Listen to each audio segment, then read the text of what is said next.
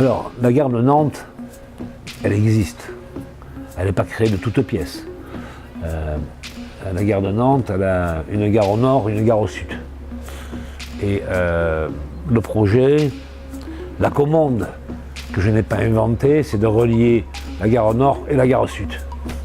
Parce qu'entre les deux, il y a une succession parallèle de voies ferrées. C'est infranchissable pratiquement. Donc voilà qu'on retravaille effectivement les gares au nord et les gares au sud pour leur redonner une actualité, une requalification, en tout cas pour la gare au nord, et pour la gare au sud, un changement total d'expression parce que c'était quelque chose qui n'était pas du tout convenable, très mauvaise, médiocre réalisation. C'est une configuration nouvelle. Au lieu d'aller en sous-sol, là on est en superstructure. C'est ça qui est nouveau. On est dans le ciel. Le lien se passe dans le ciel.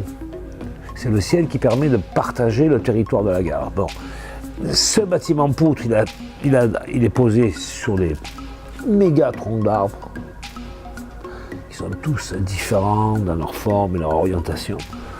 Et puis au-dessus, lui-même, tout est très léger. C'est-à-dire on a des arbres, des arborescences très délicates qui viennent tenir une toiture translucide, une ombrière aussi en bois.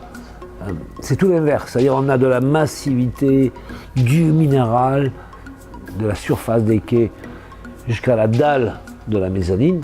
Et au-dessus, c'est l'inverse, tout redevient beaucoup plus léger, dématérialisé et toujours organique. La mezzanine, c'est un tube qui relie le nord au sud. C'est intéressant. C'est une espèce d'axe nord-sud dans la ville de Nantes.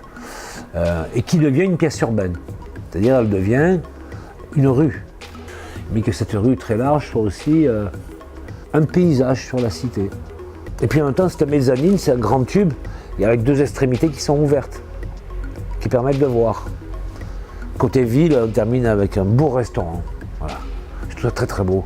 L'idée d'aller dans un beau restaurant. On voit plus ça. Il y a une époque, il y avait toujours le restaurant un peu chic.